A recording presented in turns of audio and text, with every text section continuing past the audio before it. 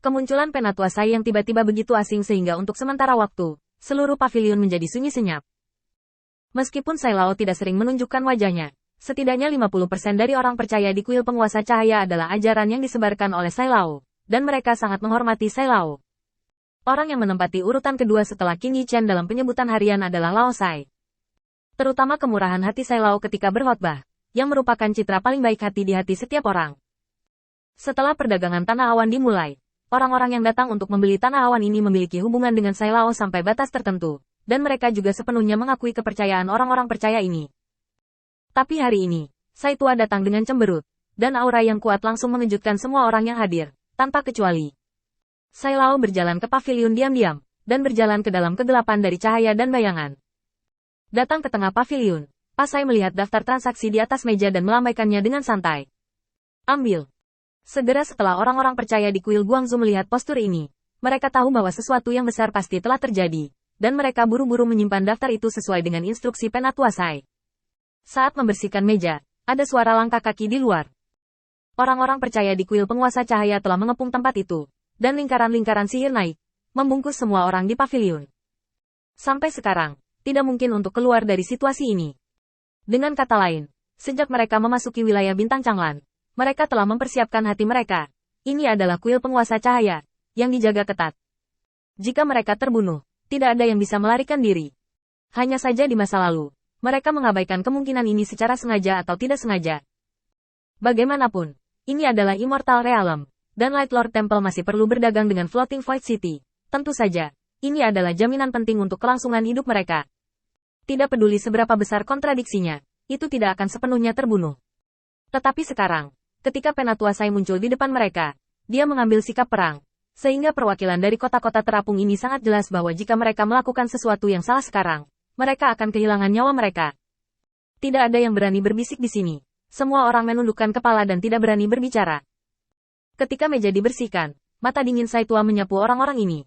Aku akan memberimu kesempatan sekarang untuk membela dirimu sendiri. Jika kamu membiarkan aku berbicara, jangan salahkan aku karena kejam. Sekelompok perwakilan dari kota terapung saling memandang, dan dalam keraguan mereka, waktu berlalu sedikit demi sedikit. Utusan dari kota Daro melangkah maju dan membungkuk hormat kepada Penatua Sai.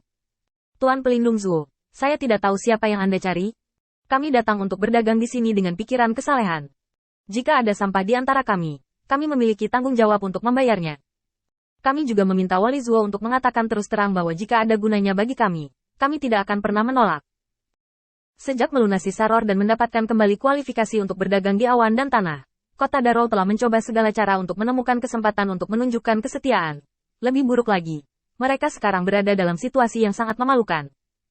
Meskipun perdagangan awan dan tanah telah dipulihkan, bagaimanapun, ada kebutuhan untuk objek yang ditekan, dan mengingatkan para penguasa kota terapung ini untuk tidak melanggar aturan yang ditetapkan oleh kuil penguasa cahaya. Jumlah awan dan tanah yang bisa didapat kota Daro adalah yang paling sedikit di antara semua kota terapung. Seringkali setelah orang lain menyelesaikan perdagangan mereka memiliki kesempatan untuk mengambil beberapa barang rongsokan.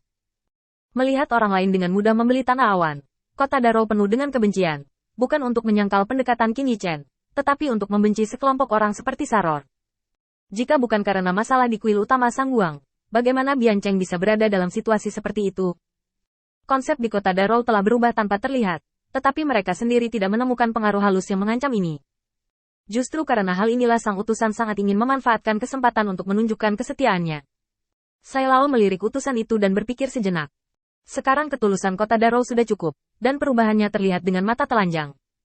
Oleh karena itu, Sai Lao sebenarnya memiliki ide untuk mengembalikan perdagangan normal kepada mereka untuk waktu yang lama. Karena mereka mengambil kesempatan kali ini, maka beri mereka kesempatan untuk menunjukkan diri. Bos Sai melambaikan tangannya. Yah, aku akan memberimu Daro City kesempatan untuk tampil. Setelah selesai berbicara, Sai Lao melangkah maju, tubuhnya melayang di udara, dan suaranya yang keras bergema di pavilion. Penguasa cahaya telah memperoleh metode membuat tanah awan, berpikir bahwa rakyat jelata dibebani oleh tanah awan, bukan untuk keuntungan pribadi, menjualnya dengan harga rendah. Ini adalah perbuatan baik untuk berkah pesta, tetapi ada pencuri yang membuat masalah dan terlibat dalam kerumunan. Lord of Light memiliki niat baik, dan itu adalah batu sandungan. Mencuri rahasia, membocorkan informasi, dan menikam Lord of Light. Pengkhianatan, mencari keuntungan, itu benar, dan hukum Tuhan tidak mengizinkannya. Apakah menurut Anda orang-orang ini harus dibunuh? Kata-kata Sai Lao menyebabkan semua orang yang hadir terdiam. Bukannya mereka tidak mau mengakuinya, tetapi karena itu terlalu sulit dipercaya. Kuil penguasa cahaya menjual tanah awan dengan harga murah, dan tidak pernah menaikkan harganya. Apalagi membuat segala macam tuntutan kasar dengan tanah awan di tangan, dan tidak pernah mencoba mengendalikan kota terapung mereka. Sampai sekarang, orang yang benar-benar menjadi sasaran adalah penguasa kota Daro. Tetapi bahkan jika mereka diberitahu, mereka tidak memiliki keluhan. Bagaimanapun, bisa mendapatkan tanah awan murah dari kuil penguasa cahaya adalah peluang besar, dan sepenuhnya dapat diterima untuk membayar sedikit harga untuk kesempatan seperti itu. Tetapi apa yang disebut biaya ini sendiri juga membantu mereka memperluas kota terapung dan mengumpulkan penduduk. Master kota terapung tidak keberatan dengan praktik kuil Lord Cahaya. Fakta ini sendiri dapat menunjukkan bahwa persyaratan ini tidak berbahaya bagi mereka. Kuil penguasa cahaya tidak hanya memberi mereka kesempatan untuk berkembang, tetapi juga secara diam-diam membantu mereka berkembang. Semakin mereka tahu tentang kuil penguasa cahaya, semakin mereka berharap kuil penguasa cahaya bisa ada untuk waktu yang lama dan bertahan selamanya. Kemunculan kata-kata Sai Lao yang tiba-tiba membuat orang-orang yang hadir merasa luar biasa. Setelah keheningan singkat, kerumunan itu marah. Idiot macam apa? Aku mengangkat semua amunya. Kamu bajingan. Keluar sendiri. Tidak tahu harus berbuat apa. Berdiri sekarang. Kita dapat mempertimbangkan untuk membiarkan orang lain pergi. Jika kita mengetahuinya, itu akan penuh dengan orang. Tidak satu pun. Hukuman berat. Harus dihukum berat. Tidak ada ampun. Para penguasa kota terapung sangat marah. Dan utusan dari kota Daro buru-buru memohon kepada Penatua Sai.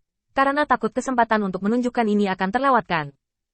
Juga minta Lord Protector Zuo untuk memerintahkan. Bahkan jika aku Daro City dan mereka bertarung sampai mati dan jaringnya rusak. Di tengah kemarahan orang banyak, mata Sai tua tertuju pada satu orang dengan ekspresi serius. Kalian berdua, kekuatan jangka menengah para ksatria. Apakah kamu masih membutuhkan lelaki tua itu untuk mengklarifikasi satu persatu?